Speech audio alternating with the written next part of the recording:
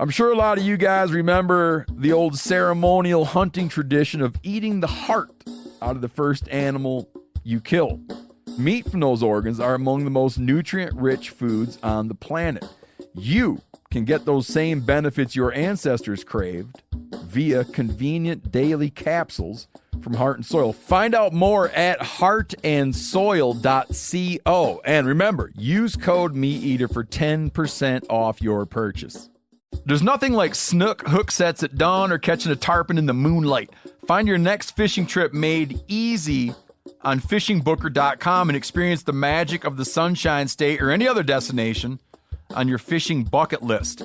Book a blue water adventure in search of sailfish or go snapper fishing with the kids. With over 6,000 captains and trips to choose from, planning your next one just got a whole lot easier.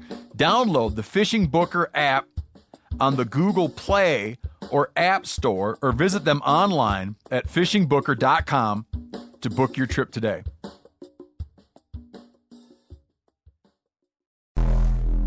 Welcome to the Wired to Hunt podcast, home of the modern whitetail hunter. And now, your host, Mark Kenyon. Welcome to the Wired to Hunt podcast. I'm your host, Mark Kenyon, and today we are joined by David Skinner, Shawn Luchtel, Brennan Nading, Greg Godfrey, and Tony Peterson to discuss their best advice for killing a September whitetail.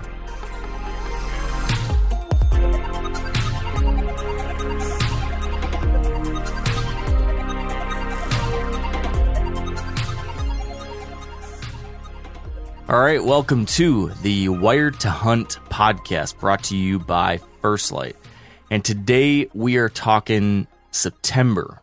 We're talking how to master bow hunting the month of September. September's here.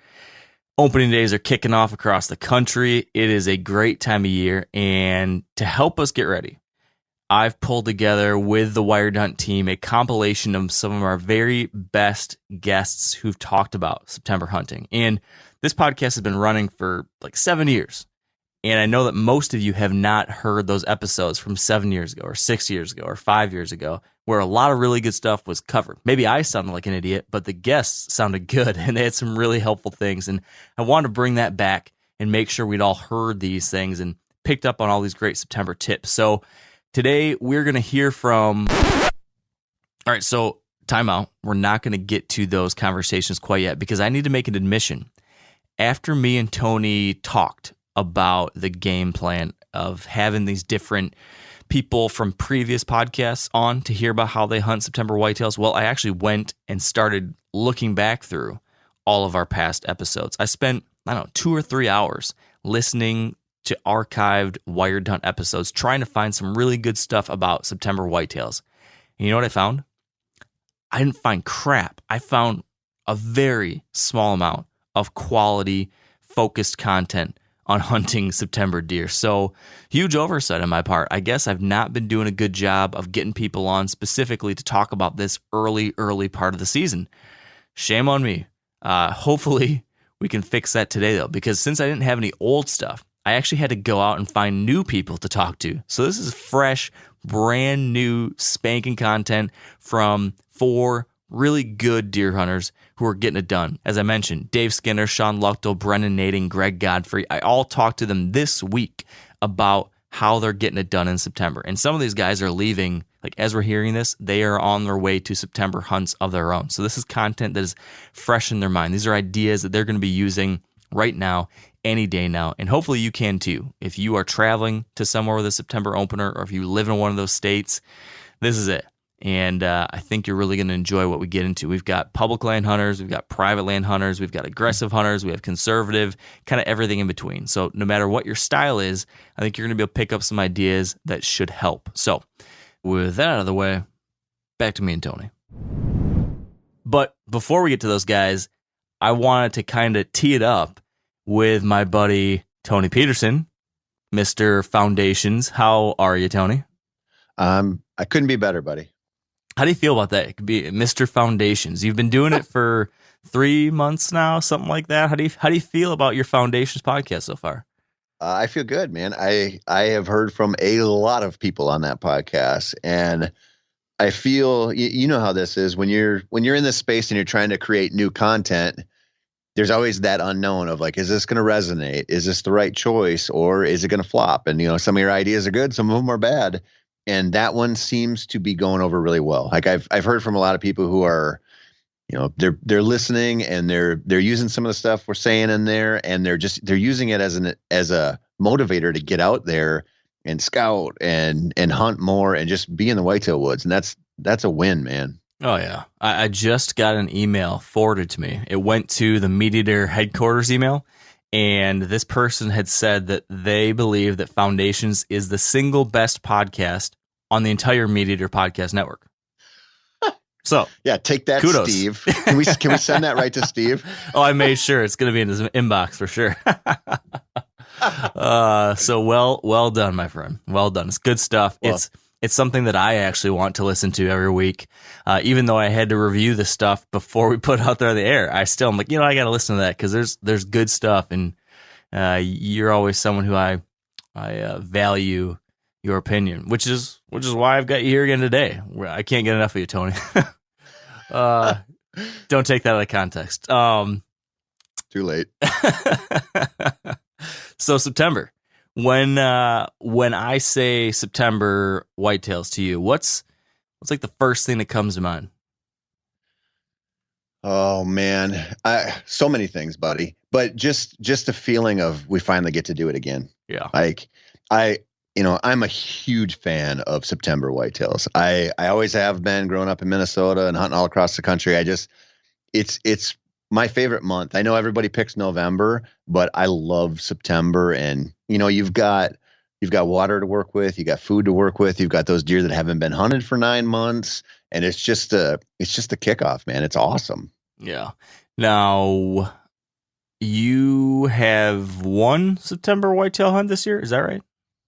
I have or two, maybe two. I'm not sure yet. And then I've got my daughters. My biggest goal in September is to get my daughters on some Wisconsin whitetails. That's what I've been working the hardest for.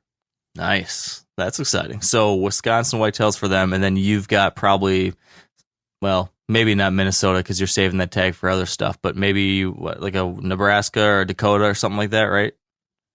Definitely North Dakota in the end of the month. And then I've got kind of a flyer for maybe going to Nebraska, but the timing is a little bit tight and I'm not sure. My fingers are crossed on that one. And nice. that will be early. So what do you think the most important thing is? So I love September too. And I was right there with it thinking September might bump November for me. I don't know. It's toss up between those two, but when you're setting foot on one of these hunts in September, and if I were to tell you there's only one thing you can focus on, you can't get the best of both worlds. You can't have this thing and this thing and this thing and this thing all lined up perfect. You can just kind of play off of one key factor. What would the one key factor you would really want to leverage to kill a deer on one of these September hunts be? I hate that you put it that way, and I know why you did. You wanted to take water out of the equation. Well, that could be your one thing.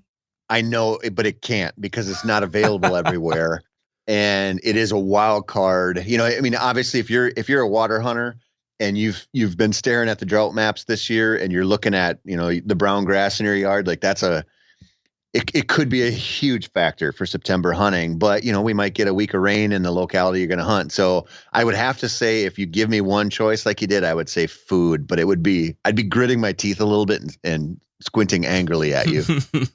Yeah, that's what I was looking for. Is it fair to say that you will talk about water on Foundations this month a lot? Is that thing? Yes. Okay. That is fair to say. Okay. I think it's just I know people kind of get sick of hearing me talk about it, but it's just such a potentially useful thing to understand. Like we talk about food all the time, and we're kind of dismissive of water, but it's so variable in so many different situations, and it can be the best whitetail draw in a specific area. Like it can be, I interviewed our mutual friend Andy May the other day for an article, and he was talking about hunting, I think he said Kentucky in the early season one year, trying to kill a velvet buck. And he said it was drought conditions, but he found a like I guess a ravine or a gully that had some water, some little bit of pocket stagnant water left in there that hadn't all dried up. And he described it as the golden bait pile. He said it was unreal, the deer coming in there. And, you think about that scenario, he probably had all kinds of food to work with, but for a very specific location in very specific conditions to kill one, that was it. Yeah. And you make a good point in that oftentimes that can be the much more hard to find commodity compared to food in certain places, at least, where there's bean fields or alfalfa fields everywhere, but there might just be one little isolated back in the cover water source. So yeah, those things all of a sudden have disproportionate value when they're rare. Oh, absolutely. And they can change from year to year, and they can really, that one can be really frustrating. You might plan on sitting water holes or tanks or something and then show up and there's been enough rain where you just totally underestimated the amount of water available. Or you could go the other way and, pull up your Onyx and see some ponds and go, okay, I'm going to check this one. You show up and they're all dry. Yeah. And it's like, okay, how do you reset that moment? Right. And then I guess, that goes back to what you said at the top, which is if you had to pick only one thing that will probably be consistent everywhere, that will factor into every decision in some way, it's food, right? At this time of year, food is king. That's what I would say too. Every hunt that I'm going to be looking at in September, the first thing I need to think about is where's the quality food right now? How do I make sure that can be something I can play off of? What do people get wrong about food? Because I think most people know that early season is a food type of situation for most people, but what are we getting wrong? What are we messing up or making an assumption about that you found isn't always the case? Does anything come to mind when we look at it from that angle? Oh, big time. It's riding a dead program on the food. Or I shouldn't say that. Riding a dying program on the food that either we're killing ourselves or we're killing with a bunch of other hunters who are out there on public land or on the property we hunt.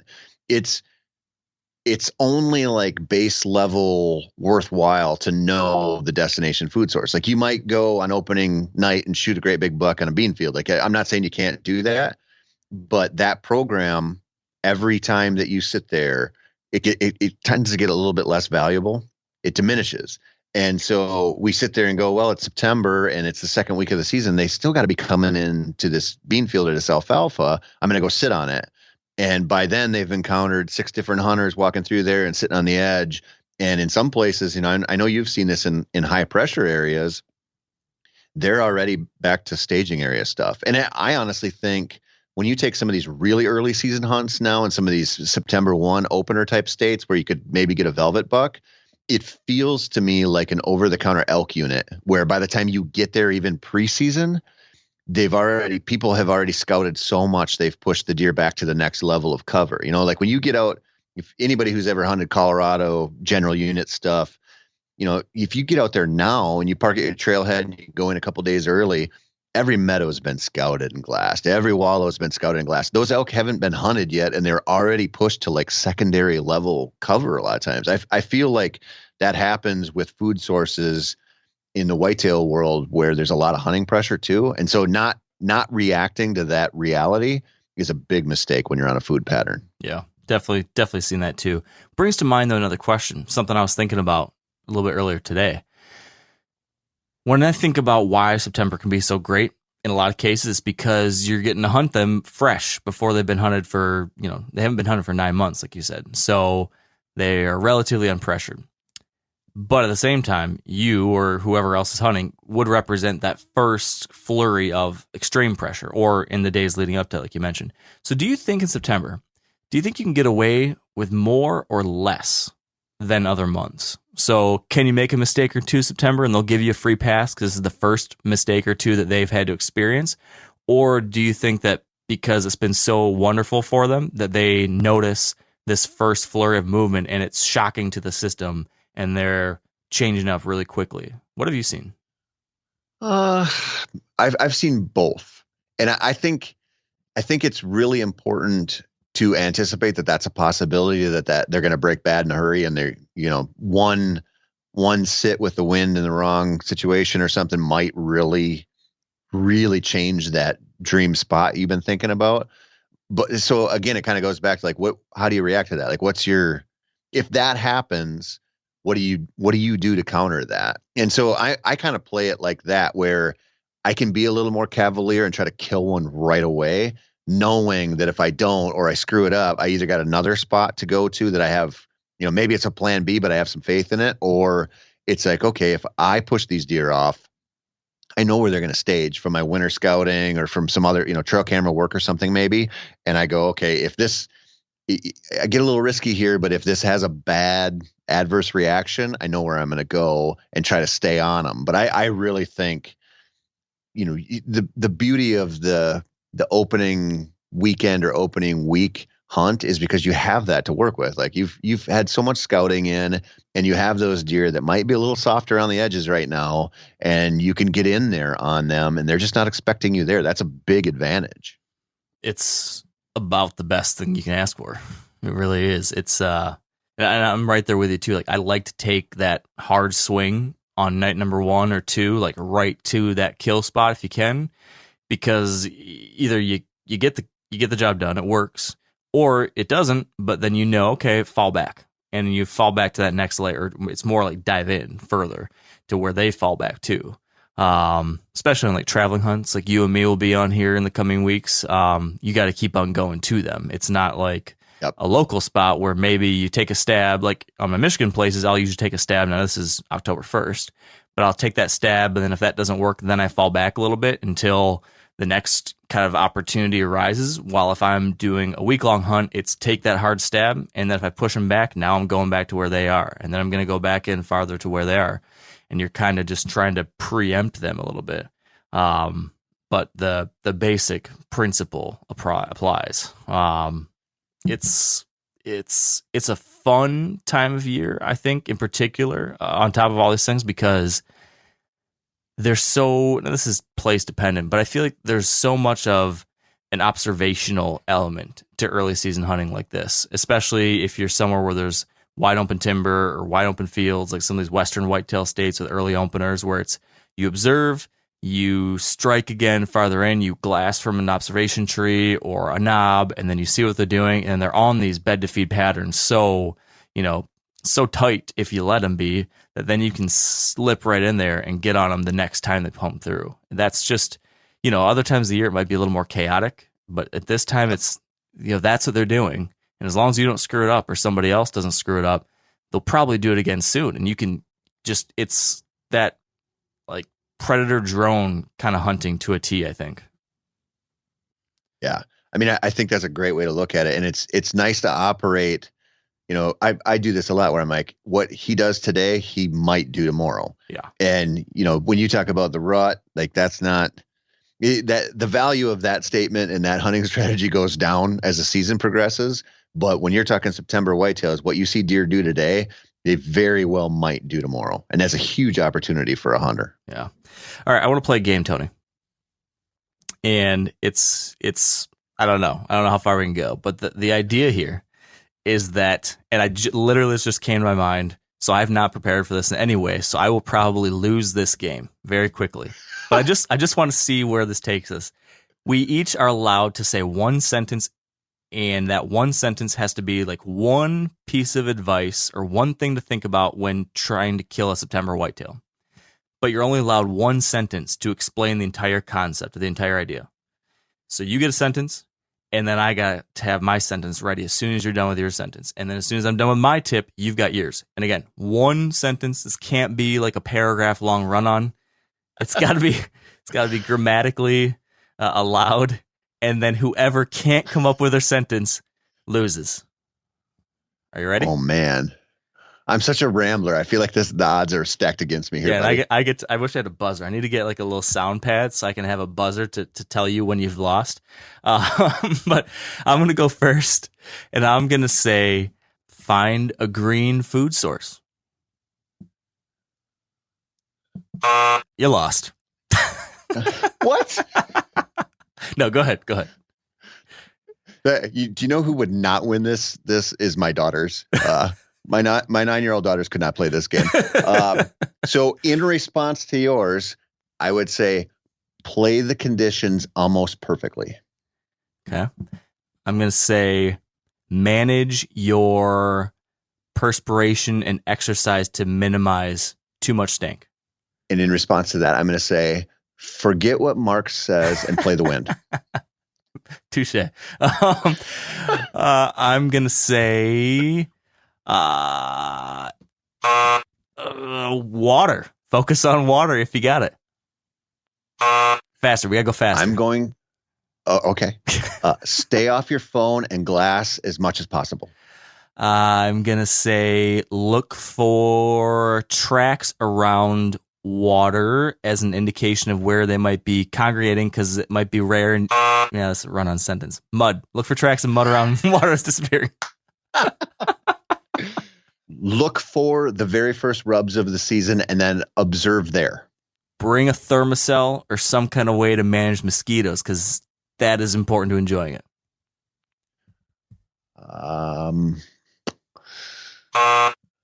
Don't forget to consider hunting mornings. Don't hunt mornings if you don't have a good plan for it. Make a good plan to hunt mornings. If you're going to hunt mornings, make sure you've got a way to get in the backside and don't spook deer from the food sources and get in early. Access is everything, and definitely you should hunt mornings. I think that'll be a good way to wrap it up. Hey, Mark, can I tell you something that I heard was the best insult ever the other day, and I've been laughing about it nonstop. Yeah, tell me. So I was talking to our mutual friend Hayden the other day. Yeah. And Hayden said, "Oh, did you know it was Mark's birthday the other day?" And I said, "No, I didn't know that." And he said this, and you can fire him if you want. I don't care. But he said, Mark seems like the kind of guy who would request raisins in his birthday cake. I don't even know what that means, but I am offended. Doesn't it sound like it's like a crazy insult that you can't really pin down. That's how good it is. You're like, that sounds so insulting, but it's also so vanilla. Like it's perfect. I've honestly been laughing about that ever since. I'm like, I love it when people give me the ammo to describe Mark Kenyon. Yeah, that one does it pretty well. Although I do not ever want raisins in my birthday cake. I will point out, give me a standard box cake from like Pillsbury or whatever with chocolate frosting, and I'm very, very happy. All right. So on that note, buddy, let's tie up the loose ends here on our intro. I'll just tell folks to make sure to be listening to your podcast, your Foundations episodes every Tuesday during the month of September, because I know that you've got this series related to water and things like that that will definitely help people dive deeper into what's happening. So make sure people do that. The second thing I'll tell you is that if you are not aware of this already, the third mini-series for Wired to Hunt, we call it Rut Fresh Radio, that has started now for the season 2. So every Wednesday, you'll get the Rut Fresh episode, which is our buddy Spencer Newharth and myself kind of teeing up every week about what's going on this week of the season. And then Spencer goes and talks to 3 or 4 or 5 hunters from across the country who've been out there doing it and see what's happening, see how the hunts are going, see what they're learning, what's working, what's not, etc. So that's every Wednesday. Tony's Foundations is every Tuesday, and then the regular show is on every Thursday. So we're giving you more whitetail know-how than you could ever ask for, I think. And hopefully it's going to help. What do you think, Tony? Yeah, they can just hit that subscribe button and they'll get all of them. That would be the simple thing to say. You're right. So on that note, let's quit while we're still ahead on the intro. Let's get into those other conversations about September hunting, and best of luck to everyone out there getting out for early season hunts.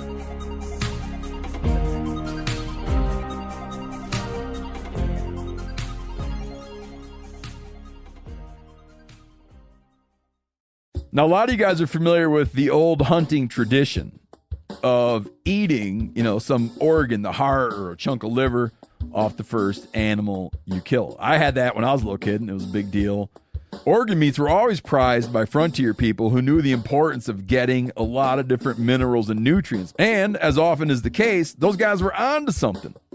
Because organs are among the most nutrient-rich foods on the planet. And you can get the same benefits your ancestors craved via convenient daily capsules from Heart and Soil, made exclusively from regeneratively raised, grass-fed, and finished cattle.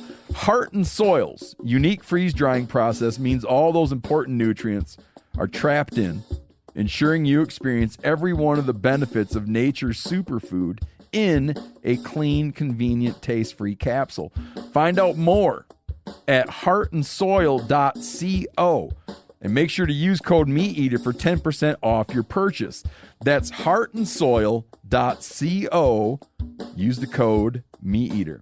There's nothing like snook hook sets at dawn or catching a tarpon in the moonlight. Find your next fishing trip made easy on fishingbooker.com and experience the magic of the Sunshine State or any other destination on your fishing bucket list. Book a blue water adventure in search of sailfish or go snapper fishing with the kids. With over 6,000 captains and trips to choose from, planning your next one just got a whole lot easier. Download the Fishing Booker app on the Google Play or App Store, or visit them online at fishingbooker.com to book your trip today.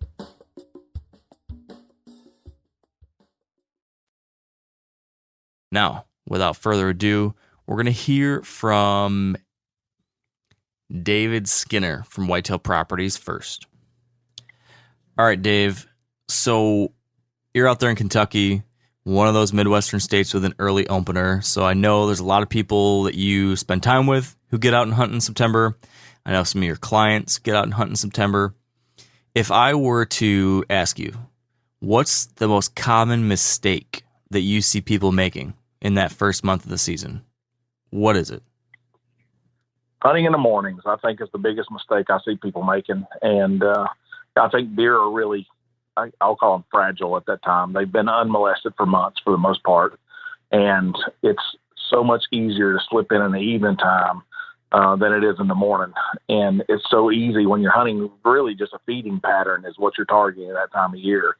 And being on that food or really close to that food is simple in the evening time because you know that deer's in its bed, but at night you have no idea where that deer is. So slipping in, early morning in the dark, trying to get in your stand is by far the easiest way to bump a deer off of that pattern and mess that up for days, if not weeks at a time.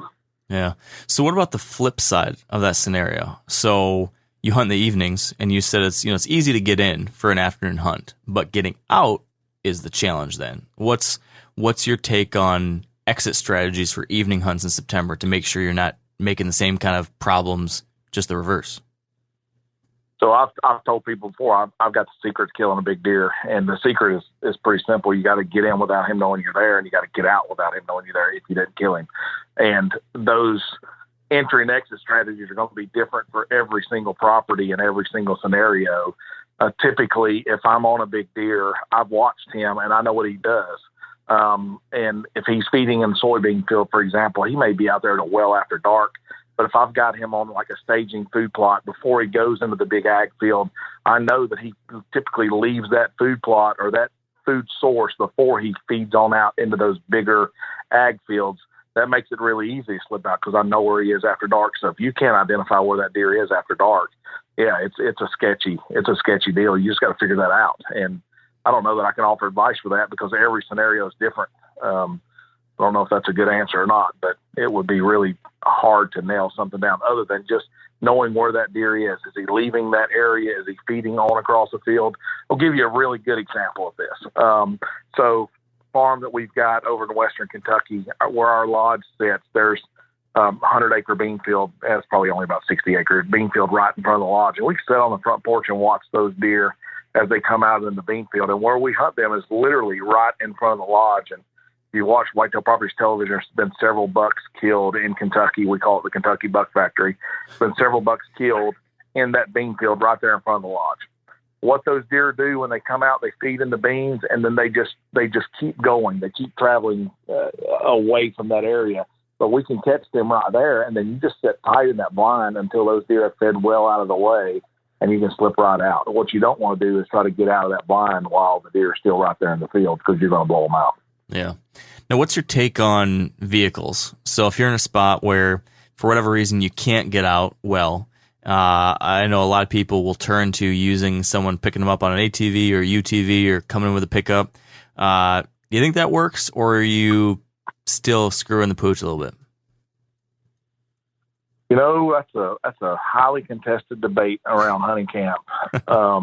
I don't know that there's a right or wrong answer. It's kind of like making a mock scrape. Do you pee in it? Do you put some other kind of scent?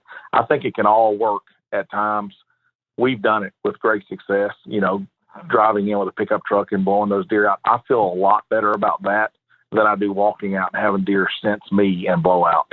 I don't think they're nearly as threatened by that truck as they are, or ATV or whatever, as they are a person walking across that field. So I think if you've got to do that, doing it with a vehicle would be the preferred method, in my opinion. Yeah. Okay, so let's rewind a little bit, because we're talking exit, but I want to get a better sense of the entire setup, like the perfect setup. Let's just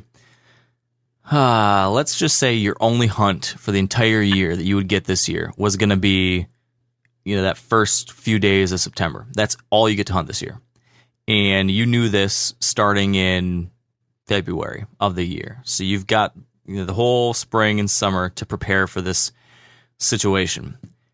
Tell me, what would you do to create the perfect September setup for those first few days of the season? Paint me the picture of how you would change habitat, or how you would set up a blind or a tree stand, and what would you plant or not plant? You know, what would you do to paint this perfect picture? So knowing where that deer is at, where he's spending his time in the daytime, that's vital to the situation. You just can't guess. You've got to have a pretty good understanding of where he's coming from. And I'm assuming it's a deer I have history with multiple years. So I'm going to have that past history to know what kind of travel routes he's taken to and from that feeding area and from his bedding area, where he's bedded at. Screening cover was one of the first things that popped in my mind. If I've got that long to plan and I'm really putting forth 100% effort to kill that deer in early September, I'm going to have some good screening cover to allow me to get in and out of that area. And hunting the right wind is absolutely vital. And I had a pretty similar situation to this a few years ago. It wasn't that I was limited to hunting September, but I knew exactly where this deer was bedded. I knew exactly where he was feeding at almost every single day, probably 6 out of 7 days. And as far as I was concerned, all I needed was the right wind, and this deer was dead. And opening day, I needed a northwest wind, and opening day come around, and we had like 7 days of east winds. And I sat at home twiddling my thumbs, because the scenario I had created depended so much on that west wind that we usually get. And here we have a week of east winds that just blew my plan all to pieces. Had I really put forth the effort, I could have designed a scenario where I could have got into my stand. Would have been marginal, but there was a way that I could have gotten in my stand with some screening cover with that east wind. What's crazy is on the 7th day, when I finally got in that stand, the deer was there, but he just didn't give me a shot. And I didn't bump him. He disappeared that evening, went the way I expected him to, and he never showed back up at that spot. I don't think it was something I did. I think it was just that pattern was over, and that's why that window is so short in early September to catch them on that feeding pattern, especially when you're hunting soybeans. When do you see that change there in Kentucky? It really depends. It depends on the variety of soybeans planted more than anything. It also can depend greatly on the acorns. White oak acorns can drop sometimes in pretty early in the month of September, and all bets are off. If you got a real heavy acorn crop, which we get about every other year, you can almost time it. Probably within 90% accuracy, you can predict what's going to be a heavy acorn year based on what happened the year before. So if those acorns happen to drop early, which they can and they have done, all bets are off, man. He's not going to be in that soybean field. I don't care how bright green they are. And beans, and I'm not a farmer by any means, but the way I understand it, beans have different maturity dates. And the photo period affects when they turn and change. And when we start seeing the first hints of yellow, on those beans, the bucks lay off of them. They're on to some other. That's typically what it is. So it really depends on that specific bean field. And where I hunt at, we get a lot of farmers that will double crop their beans so that they plant winter wheat. They'll plant corn. When they harvest the corn, they'll come back in and they'll plant wheat for the winter, and then they harvest that the next summer, and then they drill beans into that. That is the prime opportunity to kill a buck in velvet, because those beans will not start turning until the second or third week of September sometimes. Yeah. So that's the opportunity you're looking at. So if they planted them beans, in late April, early May, you can just hang up killing a buck in September on that bean field. It's not going to happen. Start looking for another bean field. What do you do in those years when you do have that bumper white oak crop, acorns? Those are all over the place. They're not hitting your big open food sources like you thought. Do you tear in there into the timber and try to get after them, or do you then say, all right, it's just not going to happen early season, I'm going to wait till there's something else I can get a better handle on? What do you think? If I were a college football fan, I'd be watching college football. I'm not. In all seriousness, man, I never have been a good acorn hunter. When there's a bumper crop of acorns, there's so many. It is a challenge to figure out where those deer are going to be, and it's a challenge. I hear it all the time, and I would rather not have acorns personally than have a bumper crop. It's great for the deer, I guess, but it's not good for a deer hunter, because when there's food literally laying everywhere, how do you figure it out? I haven't been able to. And I hear people say, you got to find the trees that they like the most. Well, our hardwood forest, I don't know if I want to use the word predominant, but we have a lot of white oak here.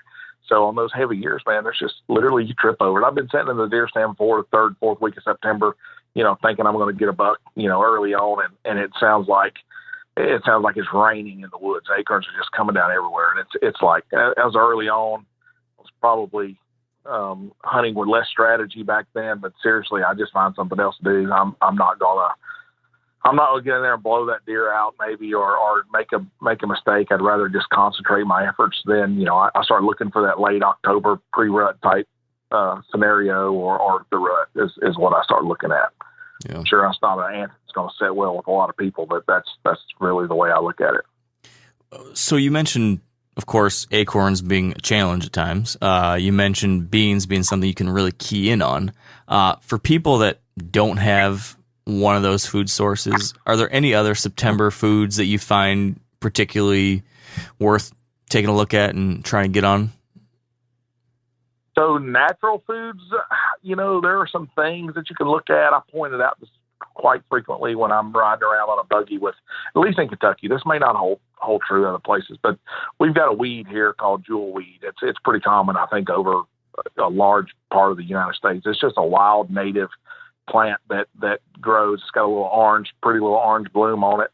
And there's something about that plant. I've seen it time and time again, that right around when our season opens, something happens to that plant and it turns into like deer candy. And one day it'll just be a plant there, and then the next day it's mowed down to near nothing. It looks like someone's hit it with a weed whacker. I've seen it time and time again. I've never taken the opportunity to try to key in on that, but it's something I've noticed, year in and year out on certain farms and certain areas. Don't know if that holds true everywhere, but it's definitely something worth maybe exploring.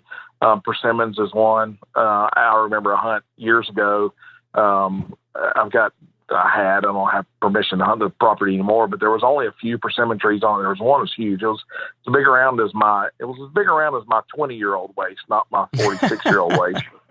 But anyway, the big persimmon, and it was loaded this one particular year. And I went in the evening time. It was about, second, third week of September. This was pretty early in my bow hunting career. I think I had a couple of bucks under my belt, but I was the guy that was holding out for a bigger deer pretty early. And I remember passing on a couple of nice bucks under that persimmon tree. And that food source has always stuck out in my head. I've never shot a buck under a persimmon tree, but it's definitely one of those natural food sources that deer are going to key in on that time of year.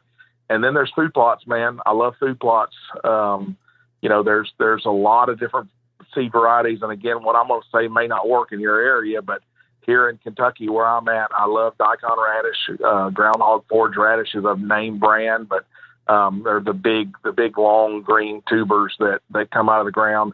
They don't have to get a frost on them for them to be attractive. And for that September and October time frame, they're as attractive of a food plot planting as I have found. And I always mix in some cereal grain, wheat, rye, oats, and that's really attractive at that time as well. So those are just a few options, I would say. What about the second part of the equation? You mentioned when we were painting the ideal scenario, if you were trying to kill that buck in September, you had to know where he was bedded. What kind of places, what's the situation that's ideal for a buck bedding kind of area in September? Because in some places I've seen they'll bed in very different places in September than they would in November, let's say, or December. What's that September bedding looking like for you that people could think about when they're trying to key in this time of year and figure out where are these bucks starting from? Yeah. Here's what I think is true, and it's going to vary again on your topography and the vegetation types and that sort of thing. But what I have noticed, okay, so here in September in Kentucky, I killed a buck on the third day of the season a few years ago. It's 96 degrees that day when I shot that deer. That's flipping hot, man. I was miserable. And I can promise you those deer are just as miserable as you are. You know, they live in those conditions, but it's not fun. So they're looking for something to protect them from the sun, to protect them from the heat. And areas that jump out at me are low-lying creek beds and things like that, where they can get a few degrees cooler versus, you know, where they're not going to be bedded at is out in the middle of a CRP field. I don't think that's happening a whole lot in September. You know what I'm saying? So you can kind of eliminate that and you look for shaded areas, you know. Cedar thickets are areas that are typically a little bit cooler than they are in more open hardwood type timber. And, you know, deep valleys, deep draws, ravines, that sort of thing, I think are some areas that you can look for. But man, it depends on the buck, you know. And I just told you that they won't be out in those CRP fields, and I got to renege on that comment, because the buck I told you about earlier that I had him all planned out, that's exactly where he was bedded. But that was such a unique situation. I think it just depends on the deer, you know. But typically, I think of those areas where the temperature is going to be just a little bit cooler, and maybe they have just a little more protection from the heat and the elements. Yeah. You mentioned like a low-lying creek bed, which then brought to mind just water as a factor in September in general. How does water ever factor into your September hunts? You know, it's a good question. I've never keyed in on that, but I will tell you that my buddy Todd Bigsby out in Kansas keys in on it every year, and he has great success using water tanks to draw those deer in. No different than a lot of guys may use that, put out a feeder or whatever.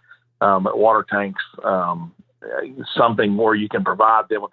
I have enough water around. It's really hard to kind of key in on it. Most of the properties I hunt have natural water sources. It's been hard to key in on it. But if you're in an arid area or your property doesn't have water, by all means, figure out a way to get some water, because that could be huge. But I've not ever had the opportunity to really make that a part of. And when I'm managing habitat, I'm installing water near food sources. Why? Because I know they're going to want that food source. They're going to want that water. If I can put everything they want in one area, I feel like I've, you know, within reason, I feel like I've accomplished something, and I just up my odds of getting that deer there in daylight. Yeah, that makes sense. Well, I want to wrap it up with this one. What do you think is worse when hunting in September, for you in Kentucky at least? Is it the bugs or is it the heat? And whichever one you pick, how do you deal with it? I'm going to say the heat. I have hunted where I had mosquitoes pretty bad, and the little fighting midges, but my thermocell is always with me, so that's a pretty easy solution to the bugs. The heat, the heat by far is worse, and there is no solution. But you will see me. We hunt out of Banks blinds a lot. We bow hunt out of them. They're so good at containing your scent. And I know there's no way you can't beat a deer's nose, but anything you can do to help, I try to do it. we hunt out of those blinds a lot, and it is miserable. If it's 96 degrees outside, it's 140 inside that blind. It's a sauna. So I shot a buck a few years ago down in Georgia at the Gopher Plantation. It was an invite hunt with Big Deer TV. I think I can't think of the host name right off, but anyway, they put me on television walking into my blind with my lacrosse boots on and shorts and a t-shirt. That's the way I hunted all evening to try to beat that summer heat. But I was in a blind, and it worked out great. I've got a little Ryobi 1+ battery operated fan that I put in those blinds with me.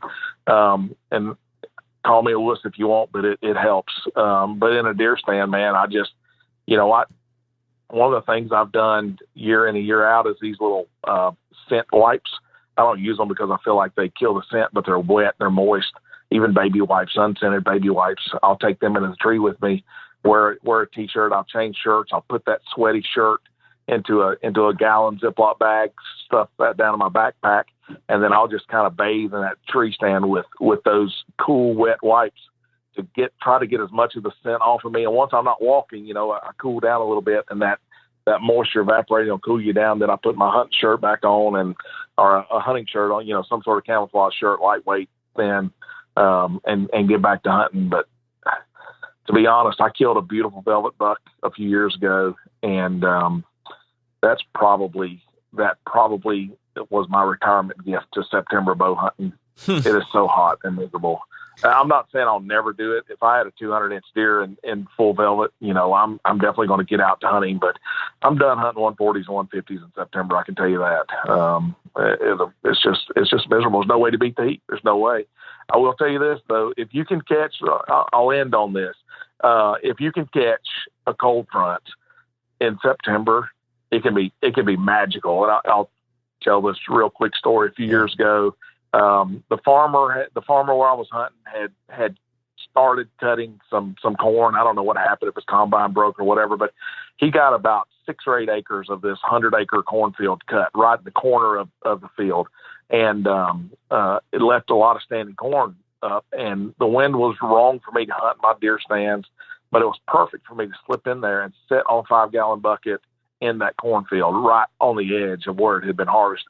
And Saturday and Sunday, the opening weekend, it was 96 degrees, and I'm looking at the weather, and on Sunday night, we had this cold front blow in, and it went from 96 to 64 overnight. It was spitting rain. It was misty. It just felt like fall. It was perfect.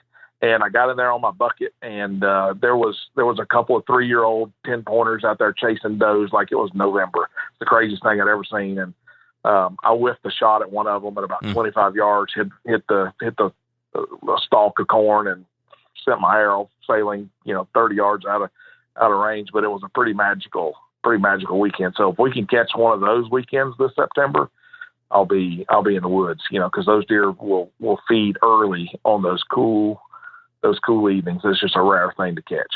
Yeah, I'm hoping and praying for one of those too, Dave. So appreciate you taking the time, and good luck this season. Hey, thanks, Mark. Y'all have a good one. All right, next up, we're going to hear from Greg Godfrey from Tethered Nation. All right, Greg, we're talking September, and when I say September whitetail hunting, what's the most important thing? Like, what's the thing that pops up in your mind as the top headline when it comes to how you're going to kill a buck at this time? It's got to be food. I mean, at this point in time, the bucks are still grouped up in their bachelor groups. They're not worried about seeking does. They're not worried about their pecking order just yet, especially early September when they're still in velvet. So it's all about the food. My favorite food source this time of year is beans. If you're somewhere where there are beans, it's phenomenal. Where I live in Georgia, we don't have any ag. It's all swamp country. And at that point, I really focus on persimmons. The deer love persimmons early. They seek them out. They'll paw them out of the ground. They'll walk a long ways to get them. But up in ag country, really focus on beans. What about a situation down in the south with those persimmons? I've never hunted anywhere that I came across them, but I know lots of times I find like an isolated apple tree or something up here in Michigan. That's like the spot to be. With persimmons, do you find them in that kind of situation where there's one and that's the obvious one, or are there places where there's a whole bunch and they're spread around and you're faced with this dilemma of like, how do you pick the right food on an early season hunt with mast in mind? What's your thought process when it comes to trying to pick the right tree or the right patch? I would say it's real similar to what you face up in Michigan. When I was in active duty, I was stationed at Fort Drum, New York, and there were a lot of wild apple trees and a lot of old farmsteads. And it was kind of the same way I hunted persimmons in the South. I would hunt those apple trees, probably the same tactic that you use, Mark. If you find one alone next to thick security cover, that's going to be just a home run. But a lot of times the persimmons down here, it will be the same way. You'll find one and it's just full of fruit. I've encountered them where the branches were hanging. It was so full of fruit that it was just hanging down, almost touching the ground.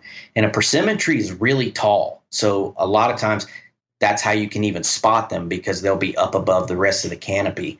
And so a lot of times the fruit's way up high. But yeah, if you can find a lone persimmon tree next to thick cover, next to swamp, next to bedding, next to something like that, that's going to be a home run. Yeah, that sounds like a nice setup. Now back to ag country then.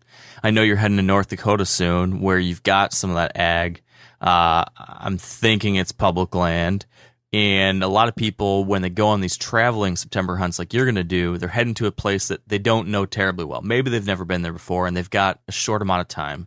And so, again, the same question, like finding the right food. I know that beans are important, right? But when I show up and there's thousands of acres of beans on all sorts of different parts of the state, and I've got multiple public options I can look at, how do you go about narrowing down? Like, what's the right bean field to be close to? What's the right spot to start on my September short, week trip?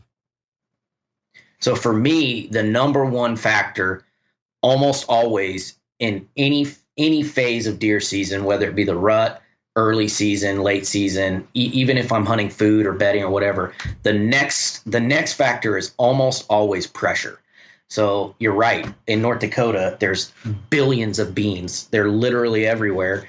And what sets one apart from the next can be difficult. But if you can find one that is hard to access, maybe it's a long walk, maybe you have to scale a creek cliff or something, or you have to get in a boat or put your waders on and cross some water, any sort of obstacle that will keep hunters away and make the pressure just marginally lower is where I have had the best success. It doesn't seem to be the magic bullet, if there even is such a thing in whitetail hunting. But if you can find the food, and then you can find the food that's less pressured, with whatever obstacle it is that's keeping hunters out, that is the next best thing for me. Yeah.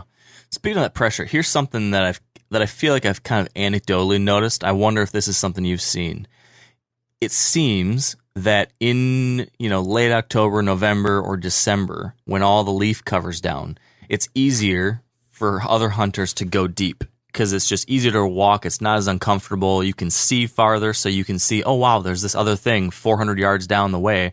I'll keep going to get there. But when you get to September, when it's a jungle in certain places, it seems like people just aren't as willing to push through all that jungle cover because it's just like I said, uncomfortable, thorny, pokey, leafy, wet, humid, and you can't see anything, so you don't know what is ahead of you. And so it seems like, on average, maybe the pressure doesn't push in as far in these early September hunts because of that. Maybe is there anything to that? Have you seen that? And that maybe it opens up more of that far away stuff on these early September hunts than you might be able to take advantage of in November when everyone's pushing in? I would completely agree, because it does it to me. If I have to walk through briars and nasty stuff and get cut up and get wet and gross, yeah, I don't want to do it either. So yeah. In Georgia, if I'm just being honest, I'm probably not going to do it. I'm probably going to grab a boat and I'm going to go around the river, and I'm going to find a spot that is really easy for me to get to using a creative access like a boat. But then again, in Georgia, where I hunt in the swamps, there's really not a lot of trophy potential. So it's kind of like, is the juice worth the squeeze? And a mature deer will be 130 pounds. So it's a lot different when I'm up in North Dakota, and I know that a big deer. Score isn't really that important to me, but a big trophy animal that is willing to go on my wall, that is something that is realistic. So it makes it a little bit easier for me. But I think you hit the nail on the head. The early season, I think people get complacent too. I know I do. I guess I can speak for me. I'm like, oh, it's the first week of September. The hunting's not even really that good yet. I got to wait till the first week of November. Then I'm really going hard. Right. So I think it's also easier to get complacent early in the season because you have, quote, the best hunting is still yet to come. Yeah. So let's break down an example. You killed a darn nice buck in September last year, right? And it was kind of a situation like we're discussing here. Can you correct me if I've got anything wrong there, and then lay that out a little bit more? And you didn't have to push him too far, I don't think, on that hunt. How did that work out? That hunt, I killed that buck. I didn't score it, so I don't know what it scored. But just for reference, it's probably a mid 130s 9 point. But he was an absolute giant deer. When we walked up on the deer after I killed it, everyone was like, holy crap, that thing is a horse. He had to be 300 pounds. I mean, he was a giant. Wow. But probably not 300 pounds at this point in time, but one of those deer that would have been 300 pounds, if that makes sense. He was longer than me. There's a picture of I'm a short guy, but still, I laid down next to the deer after we took the grip and grin photos, and the deer was longer than me. But yeah, you pretty much nailed it. That was a North Dakota public land hunt. It was the second to last day of the hunt. Hadn't had a whole lot of success. I had one other opportunity at a mature buck. He just didn't come in close enough. It was a big buck.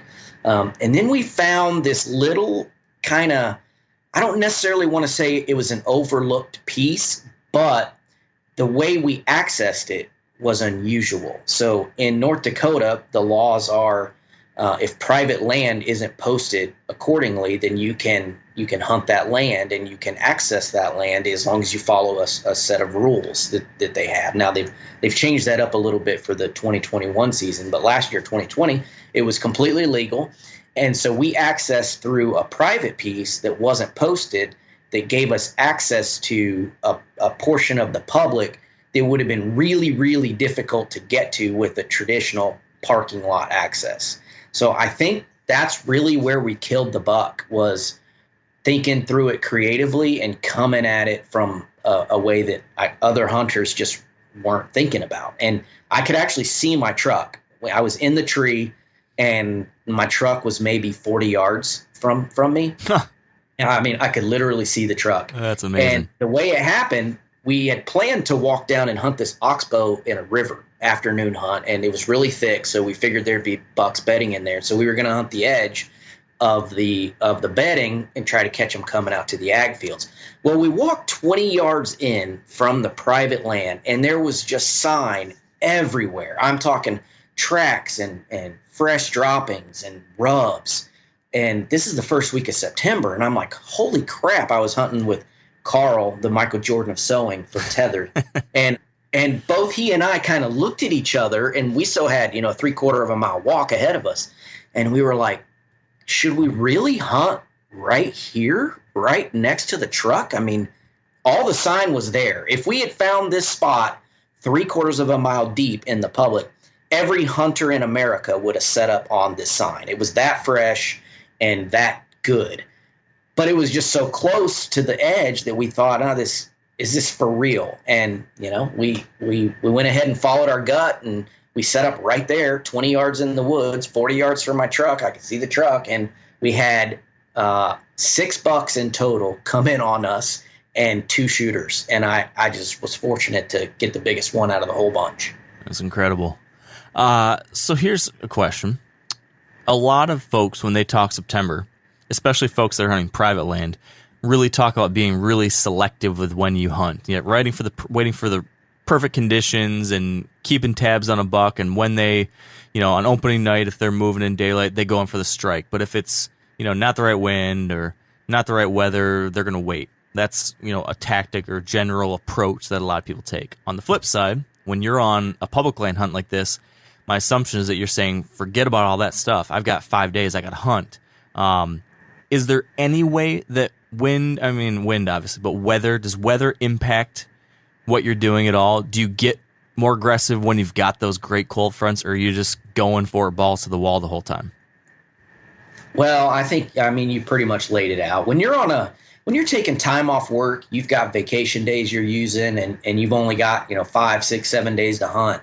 You're pretty much going to go balls to the wall. I don't really see any way around it, especially if it's not your home turf and you're not too worried about boogering up a deer. I know me personally, that's what I've done on my early September hunts, which I've really only done a couple because I've only really ever had a chance to do it a couple times. But yeah, there was not really any waiting around for a cold front or the right perfect scenario, just because we're limited by time. Now, if I lived in ag country and I had access to maybe some private land, and I think I probably would do that. I think that would be a way more precise way of doing it, to surgically pick apart your area and really hunt your trail cams and really understand how the deer are moving and then move in for the kill. One of my hunting heroes, John Eberhart, that's exactly how he does it. Another guy, Andy May, that's exactly how he does it. I've seen him do it, and those guys are killers. And if I had that opportunity, that's probably the tactic that I would use. But I live in Georgia, and I drove 26 hours to hunt North Dakota, so I'm not going to sit out just because it's hot. Yeah. So speaking of hot, let's wrap it up with this one. Most people would look at September hunts, whether they're in Georgia or North Dakota or Kentucky or parts in between, a lot of these early September openers, and they're thinking, it kind of sounds miserable if it comes to the heat or the bugs, mosquitoes or ticks, stuff like that. Do you have a trick to dealing with either one of those things? Anything to help deal with the discomforts of September hunting? Well, so thermocells. I think anybody in the South, probably nationwide, knows about thermocells. Thermocells work. Yep. Down here, I take a thermocell with me in Georgia pretty much through November, certain years. So I absolutely believe in a thermocell. The other thing is lighter weight gear. There's lots of good tree stands out there and other saddle systems out there that can lighten your load significantly. And the fewer pounds that are on your back, the less you're going to sweat, the more comfortable it's going to be once you're climbing the tree. So I would say gear probably makes a big difference, and also clothing. I'm a big fan of the merino wool, like you can find in First Light and some other brands out there. There's lots of places you can get merino, but that's a big difference maker to me, because it wicks the sweat away, it cools you off. So yeah, I would say that's it. But mostly it's just grin and bear it. And if I'm honest, I don't grin and bear it too much down here in Georgia. I don't really get started until like mid-October when it cools off a little bit, just because I'm a baby when it comes to Georgia hunting. It can be tough even the hot days in Michigan on October 1st. I can't imagine early September or mid-September in Georgia. So, Greg, this is perfect. I appreciate it. I can't wait to hear how the September North Dakota hunt goes for you. Thanks, Mark.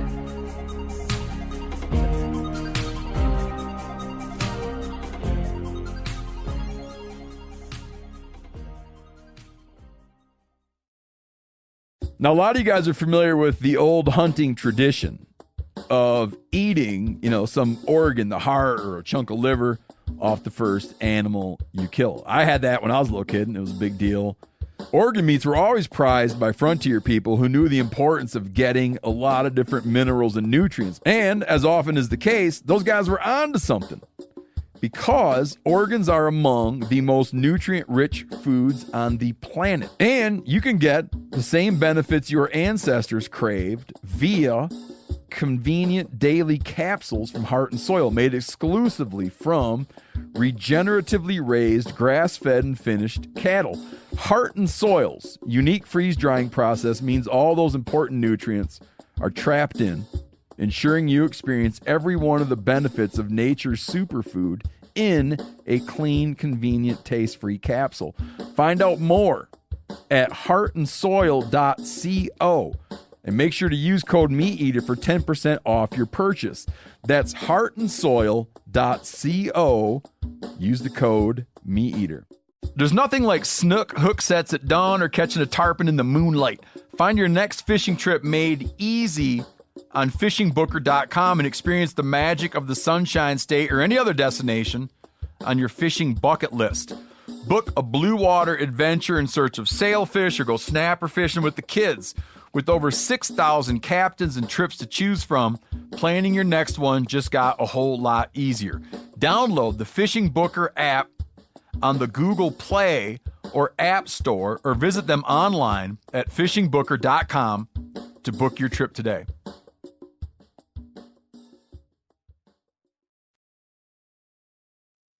All right, moving on. Let's get in it with Shawn Luchtel from Heartland Bowhunter. All right, Shawn. When you think of September bow hunting, what's the first thing that comes to mind when you're thinking whitetails in September?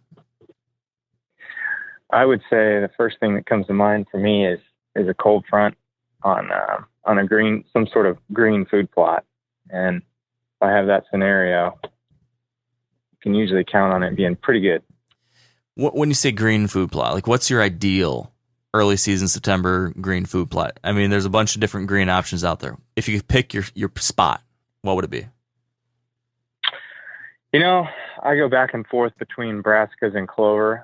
I used to not be a huge believer in clover until we started planting it more often, and each year I become more confident in it. So I can't say one or the other, but it just depends on what is showing up on the trail cameras on either one of those plots. But if I absolutely had to choose one or the other, I'm actually leaning more towards clover now, being that green food source because of the tonnage that it puts on, the fact that it can just continually be browsed on, some browse pressure, and come back and provide more food. Whereas with your brassica blends, that tends to get eaten down, and it's not going to come back once they've eaten it down. Yeah, so, you know, a lot of people talk about brassicas being a late season thing when supposedly they get more sugary, and then, of course, there's the bulbs and stuff. Are there any particular brassicas that you find are that early season attraction, or are you finding just about anything out there that they'll start hitting those greens earlier than maybe some people expect? Yeah, I would say that having radishes blended in with your turnips tends to help bring the deer in earlier on. They seem to focus more on radishes. I've done them separately, and that works as well as long as you have a big enough radish plot. But I'd say the majority of our plots are between a half acre to an acre, and if it's just strictly radishes, they'll wipe the radishes out early on. I mean, at least on our farm where we have a little bit higher deer pressure and larger population. Gotcha. So what about on one of these spots, if you had to kind of map out the ideal setup? So I know you mentioned you want a cold front, you want the green food source, so it's a clover plot, but how would you map out, maybe you actually have a spot like this on one of your places that you hunt. Can you map out like the ideal way you would access, where your tree stand would be positioned, what the food plot would be shaped like, where it would be in relation to bedding cover or staging areas or anything like that? Can you kind of paint me a picture of this perfect September stand site? Yeah, so the one that actually first comes to mind is one that we've got on our farm that I'm headed to right now, and that's our main farm in northern Missouri that we hunt. And this plot particularly really isn't all that far from the house, which is ideal for early season and late season, or really for that matter, any time of the fall, because of the access. It's got to be, 200 to 300 yards from the house, and you're traveling north to get to it. So it's set up for a north wind. Your wind blows back to the south, which is where you come from. And there's an ag field this year. It's in beans that's to the south and also to the west of this particular spot. And it's set up perfectly as more of a staging plot. So the deer come out of the woods into this plot, which all the cover is to the north and to the east and a little bit to the west, but not so much like it is to the north and east. And so these deer come in to this food plot. It's fairly secluded. We left a layer of trees in between this plot and the ag field, which is the destination food source. And, you can count on a lot of deer piling in there prior to them going out to that ag field. And having a north wind, following a cold front with high pressure system is just ideal and perfect setup in my mind for early season success. And you can get in there pretty well undetected, and getting out, you can get out pretty well undetected. So if you're late getting in there, which is sometimes the case for all of us, you can usually still get in there without the deer knowing that you're there. So what does that mean for the stand actually is? Are you not right on the edge of the field? Or like, how do you get in there without deer seeing you? So that is, in this particular spot, there really aren't any good trees. And I know we've all been there. And I actually had a guy asking me about that the other day. And he wanted to be in a tree, and I want to be in a tree as well. I prefer being in a tree just because of the environment and just being out there and in the climate and all that, experiencing it all. But for this certain situation, there is not a tree that will work. So we have a little elevated blind that we put in there. And it you can get into that thing fairly quickly. I've also used a little hay bale blind as well, and that seems to work good too. But yeah, so unfortunately in this situation, we have to hunt out of a blind, and it's comfortable and it's great. But me particularly, if we can be in a tree stand, it seems to be just more of the element of bow hunting. Yeah, in my opinion. Yeah, the feel. I mean, as effective as those blinds are, and I've used them, and you're right, they work in a lot of situations. But the feel is just different. Yep. A lot of these early season, September food related hunts. It's easy to get in there before the deer arrive and they're feeding through, and you're in a great setup. But if you don't kill your buck on that night, I know unless you're really careful about how you have this positioned, it can be hard to get out of that without spooking deer. And you mentioned there's a strip of trees in between your staging plot and the destination plot, but I'm still wondering, how do you get out of there without deer knowing you're around? Do you have someone pick you up, or is there a little way you can sneak out the backside? Yeah, so we've done that. We've had someone pick us up, but that doesn't necessarily always, schedules don't necessarily always line up for having someone else come pick you up. So we've stayed in the blind before till well after dark, an hour or two after, where you can still sometimes glass, providing the moonlight, and make sure that the deer has left or whatever. And then with this setup, there's only really 3 access points, because when we designed this, we had to doze the trees out to make the plot. And so when we dozed it out, we piled those trees into that buffer strip of trees that we left in between the food plot and the ag field. And we used that as well as kind of a way to get in and out undetected by traveling behind it. Nice. Wherever the deer might be. That kind of also created another issue, which is a different subject, but we later found out that, that's actually a good way to provide cover for predators, for bobcats and coyotes to den in. So sooner than later, we'll most likely get rid of a lot of those in there. But as far as from a hunting standpoint, it's provided a good sense of cover for getting in and out undetected. Yeah. Now, you mentioned the weather conditions that you like to wait for. When you don't have that kind of weather, are you just not going to hunt, or do you do some kind of glassing, or do you go to different places? Like, what's your take on the off weather days? Yeah, I think it's super crucial not to, if your wind is wrong, then I think most of us know that it's not even an option to go in there and try to hunt on the wrong wind. And I would, if I don't have somewhere else to hunt, which usually I do, but if I don't, then I would use that opportunity as on that particular area as a scouting evening, where I can see a lot of that from the road. So I would go to the road and be able to glass that ag field, which is a destination food source, with my spotting scope or binoculars. I can't see into that food plot really very well at all from the road, but I can at least see where they're headed to. And then I've also got a couple cell cams on that plot, so can get an idea of at least, a number of deer that are going in and out of there. Yeah.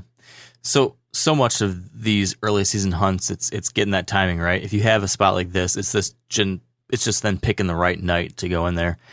But what about this kind of tricky scenario? It's kind of simple when you know, like, oh, we got the cold front coming in, and I've got this dynamite spot. This should be the day to go in.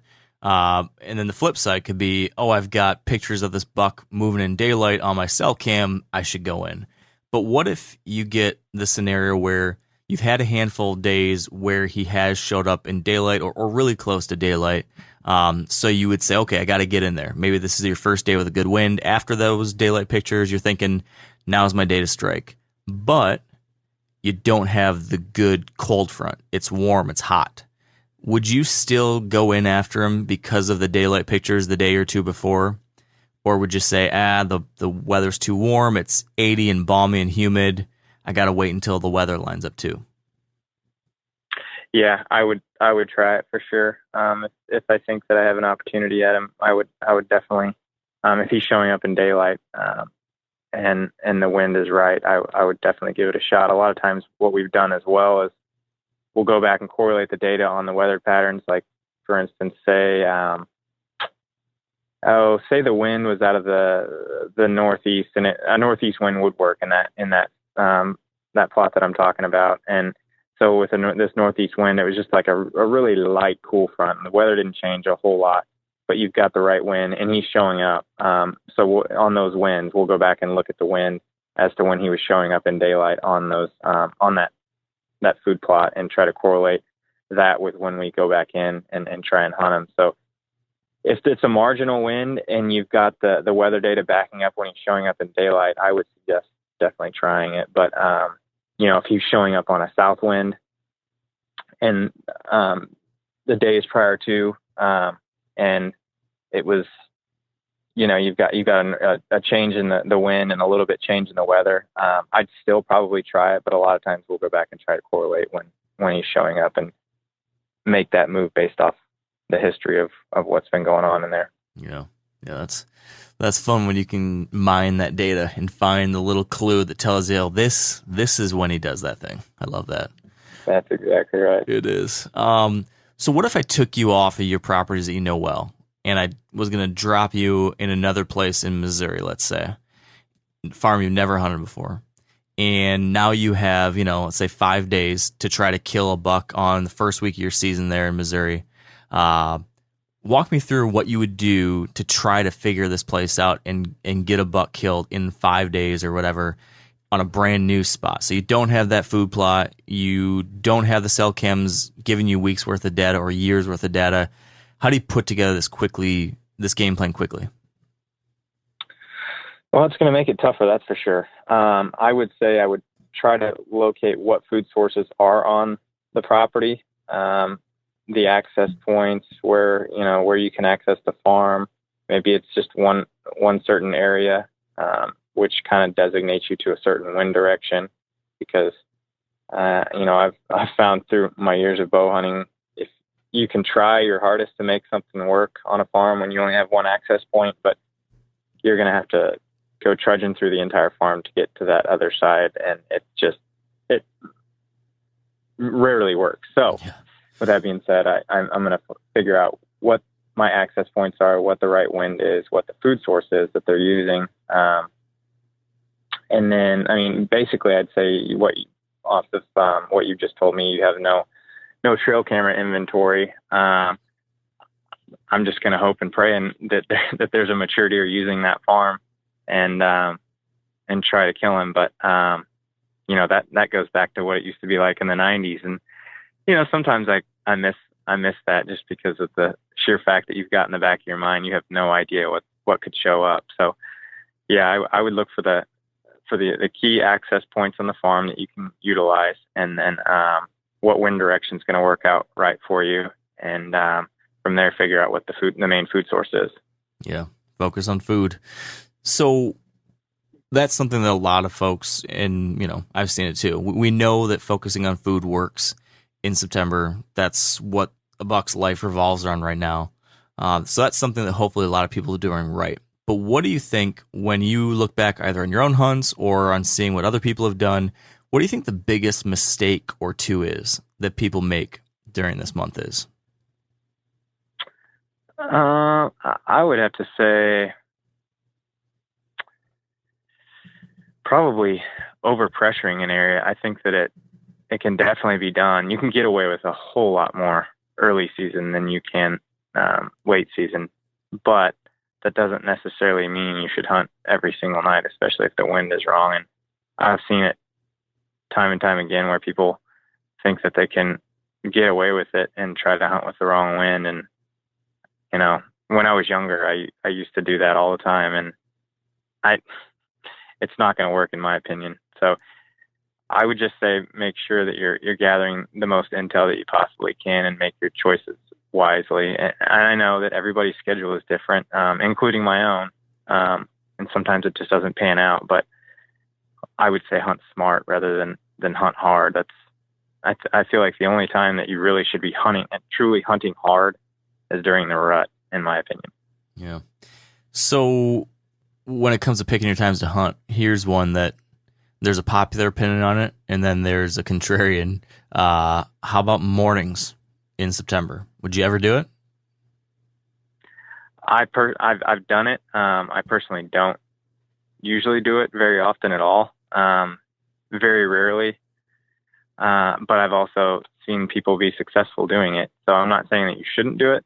I personally don't do it hardly ever, unless I'm hunting for does or something like that. It just seems tough sometimes to catch them going back to bed.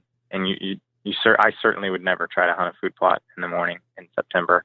I don't even know how you get away with that unless you had some sort of food plot close to bedding and you for sure knew that these deer were all coming back from the ag and they were going to filter through there in daylight. But I personally have yet to really see that ideal setup, at least in the Midwest.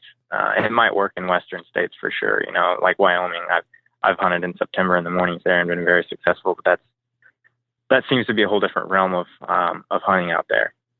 What do you do in a place like that, though, to pull off a morning hunt? Is it just because they travel a long ways and you can catch them on their feet later, or what do you need to do to make that kind of situation pan out? Yeah, they do travel a lot further there, it seems like. And another thing that I'm not sure if many people are aware of or not, but a lot of those deer on those ranches in Wyoming are very conditioned to cattle ranchers on their UTVs and whatnot. So you can drive in there on a UTV. I mean, I would actually prefer it, driving in on a UTV where they're conditioned to hearing that, seeing that, and having someone drop you off at your tree stand, rather than walking in and spooking the deer out, then they don't come back if they see you on foot or hear you coming or whatever, or smell you. So in those instances, it did work. You know, I've literally been on hunts in Wyoming where we've been dropped off an UTV, like the deer have ran off, just trotted off into the woods, and you get set up, and then whoever dropped you off leaves and they come right back in because they're conditioned to those vehicles, and they don't see that as a sense of danger. Yeah, kind of counterintuitive when we're always worried about hunting pressure, but it is true that they get used to some things. Yeah. So last quick question here. Which is worse in the September bow hunting world? Mosquitoes or the hot temperatures? And then whichever one you pick, how do you best deal with it? The only place that I've ever really battled mosquitoes was in North Dakota, and with a thermocell that actually seemed to work really, really well. So I wouldn't say that was the worst part. I would say that early season heat can sometimes be the worst, and the only way to battle it is to dress light. I mean, I don't have too many tricks up my sleeve for that. I'm used to being hot here in Missouri right now. It's in the 90s, and we're working outside a lot, and it's humid, and we just adapt to it, and you get used to the heat. And so I would say it's definitely worse than mosquitoes, but I just battle through it. I would say that late December, early January cold is much harsher than dealing with the heat. I would much rather have to deal with heat than cold. Granted, you know, we want the cold late season because the deer really get on their feet. But yeah, I don't have some hidden trick to deal with the heat other than just to dress light. Suck it up. Yep. Yeah, I'm right there with you. Well, Appreciate this, Shawn. Good stuff, and good luck in Missouri and everywhere else you're hitting. Yeah, thanks. You too, man. Okay, and to round things out, we're going to finish it up with Brennan Nading from the Breaking Point TV. All right, so Brennan, when you think of September bow hunting, what's the first thing that comes to mind for you? Weather, no doubt, hands down, weather. Just keeping an eye on, trends. Obviously, watching for those significant drops in temperature. Might not be 15 or 20 degree drops, but anywhere where you're getting something more than 7-8 degree drop in temperature, I'm really paying attention to that. Obviously, I'm watching the barometric pressure as well, but those big changes in weather, storm fronts coming in, get nasty weather that kind of get deer to hold up for, more than 12 to 16 hours. If you can get on the front end of those or the back end of those are usually when I've had my best early season success, and I am constantly watching the weather. And I mean, that goes for the whole season, but it's really important, that first month of the season. How do you think that the cold front impact or the weather impact in September compares to the impact it has on deer in, let's say, the other 3 months, October, November, December, when most people are hunting? Do you think September has the biggest weather influence, or what do you think? I think it's equally as effective all year, all season long, but that early season, a lot of these deer are still on their summer patterns, bed to feed to bed. And it's just when they get laid up and stressed out from a weather front or a storm, that's when we have had our best luck early season, is, on the front end and the back end of these huge weather fronts early on in the season, when it's pretty much disrupting their summer feeding pattern that they've been, used to for the last month and a half, 2 months. Yeah. So while the weather influence maybe isn't changing deer behavior more than it does in October or November, right? Cold fronts are great no matter what, but the predictability of what they're doing in September is so much so that you can take advantage of the front maybe easier than other times. Yeah, for sure. I can agree with that. It's, I don't know, I guess one way to look at it is like in September, they're still about putting weight on for the rut. They're not necessarily worried about breeding yet. And I think later on in October and into November, those cold fronts are equally as good, mostly because it gets the does moving, but those bucks are going to be moving irregardless that time of year.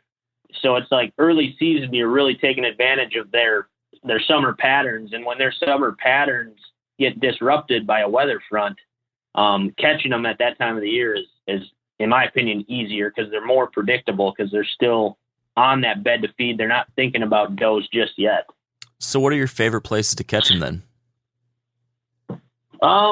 It kind of depends. We spend a lot of early season hunting in North Dakota. North Dakota, obviously, in a lot of parts of the state, you can feed them there. And we kind of place where we're feeding them. We're kind of setting up, and a lot of times we're hunting near cattail marshes, and we're still trying to find those, those big food sources, whether it's soybeans or corn or sunflowers or alfalfa. And we're just trying to pretty much interrupt or get in between, those marshes where they're bedding and these huge food sources. And we kind of put a little appetizer on the way, and hopefully they'll make a pit stop. Nice. Do you find that any kind of, I guess what I'm curious about is picking your spots when you've got, maybe a number of different options. Maybe there's a soybean field somewhere. Maybe there's an alfalfa field somewhere. Do you find that there's any factor that will influence what they hit? Like a cold front hits and they're really drawn to X, while and when it's hot and muggy and just a normal September evening, they generally tend to go to, option A or B. Is there anything like that, or is it more just wind and bedding related? It's a lot of it out there is access. In North Dakota, if anyone's ever been out there, it's not, at least the area that we hunt, there's not a lot of thick cover. These deer are pretty much living in cattail marshes, like timber and a lot of other things that most people in the Midwest are used to just is non-existent out there, aside from you might find a 2, 3, 5 acre woodlot here and there, but those deer are living in cattail marshes. So a lot of the spots we're setting up, we're paying attention to our access how can we get into these spots and get out of these spots without boogering deer. We try to set up our spots so we have options of hunting on, all kinds of different winds. But our main thing is never blowing our wind towards where these deer are assumingly bedded, or how our approach, we never want them to catch, drift of our wind. But I would say, like, in the cold snaps, it just gets them on their feet earlier. I mean, the deer out there, we see deer every sit. It's just a matter of if we can get them in bow range for the most part. So it's like on those cold fronts, it just seems that they're up earlier. It's, hour and a half before dark versus 15 minutes before dark. And, on those colder nights, those deer, especially on those evenings when the wind calms down, that hour before dark, those deer get on their feet and they want to feed. So it's just a matter of catching them. A lot of times, if the temperatures are warm and it doesn't really drop off at night, that's when you're seeing those deer kind of pop up those last 10 minutes, and they more or less just stand there and wait for it to get dark before they want to go anywhere. Yeah. So how do your setups differ on the hot nights versus the cold front days? Are you setting back more conservatively and observing on the warmer days and then getting to the best of the best on the cold front, or what? For sure. Yeah. And I know we kind of discussed this before we started recording, but if the weather ain't right, it's come down to the point where we'll sit out a day or two and just kind of scout from a distance. These spots that we're kind of putting all of our eggs in the basket on some of these bigger deer, it's you might only get to sit them once a week, maybe twice a week. And those other nights, it's more or less scouting and staying out of there, even though it's hard to sit out an evening where you want to be hunting. It's in the grand scheme of things, you gotta play the cards when you got the best option, or the best weather opportunities, and a lot of sitting around is definitely going to take place. What about mornings? Hunt mornings or sit them out? Sit them out.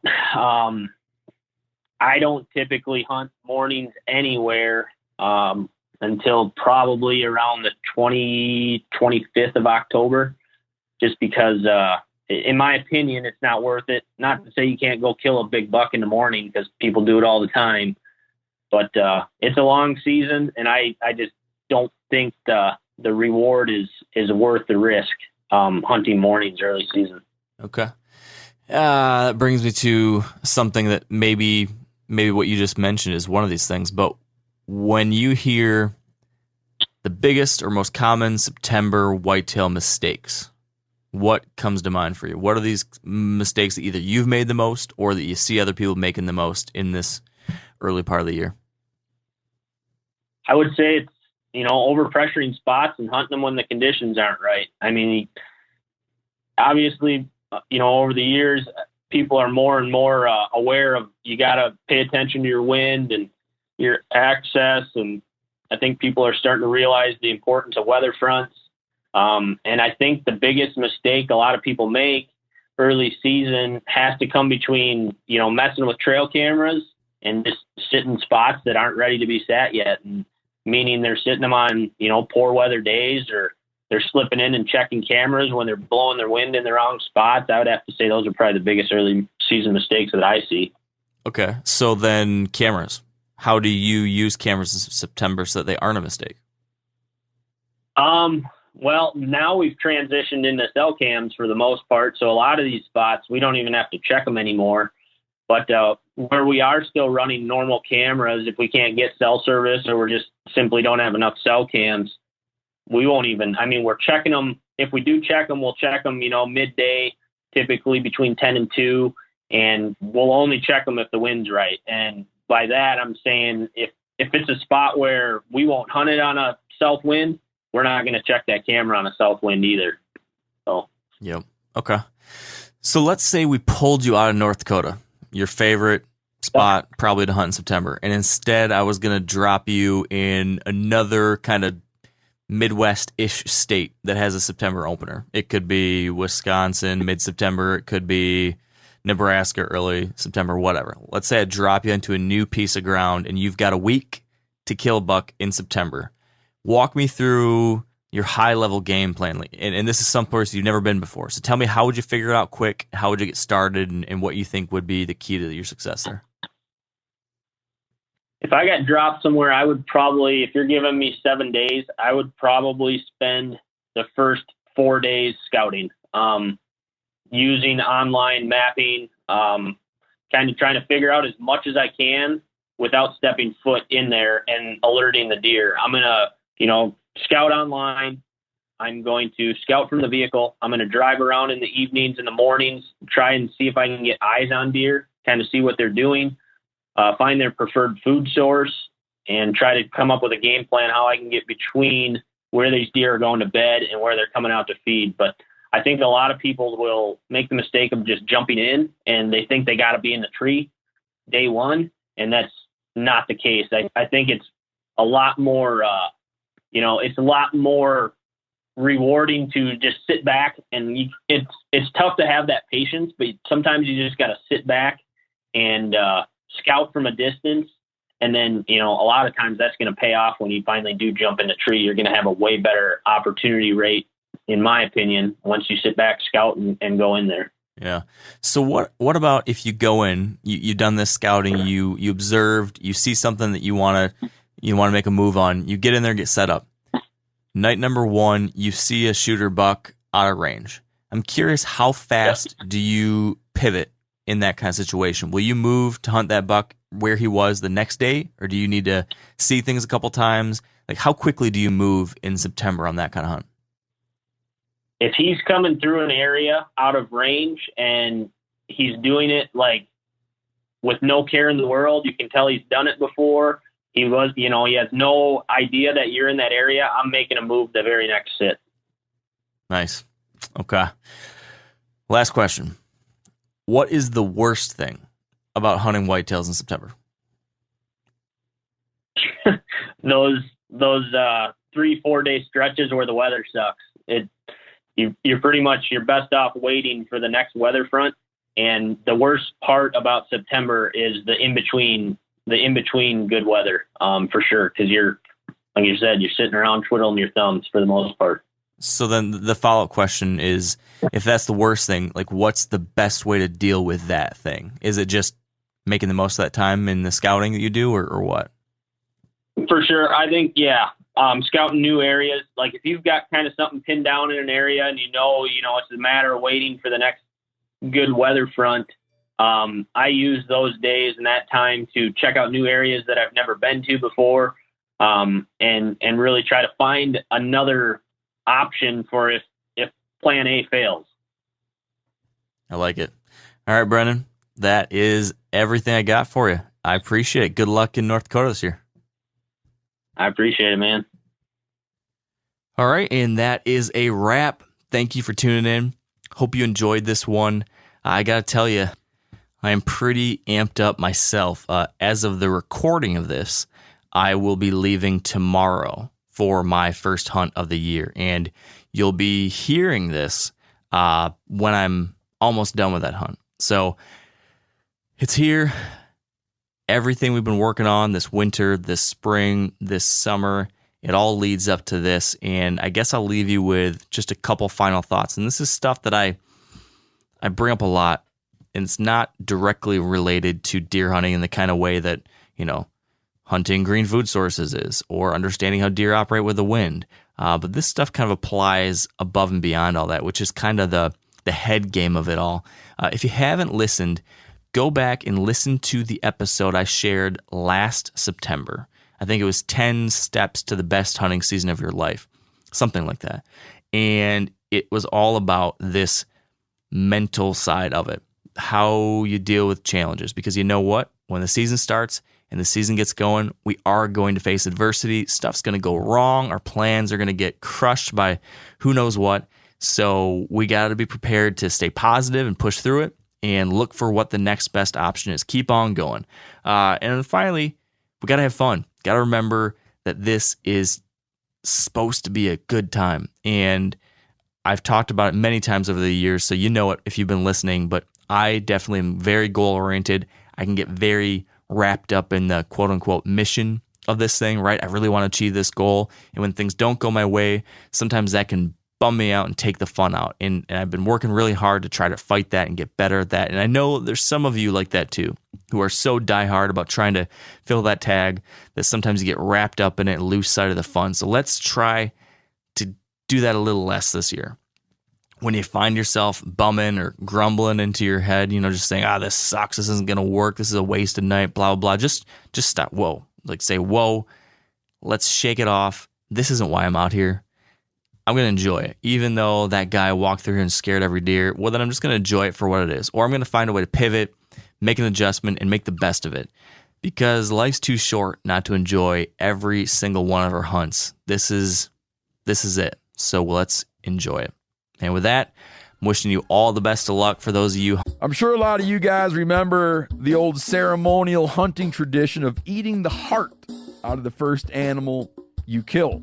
Meat from those organs are among the most nutrient-rich foods on the planet. You can get those same benefits your ancestors craved via convenient daily capsules from Heart and Soil. Find out more at heartandsoil.co. And remember, use code MeatEater for 10% off your purchase.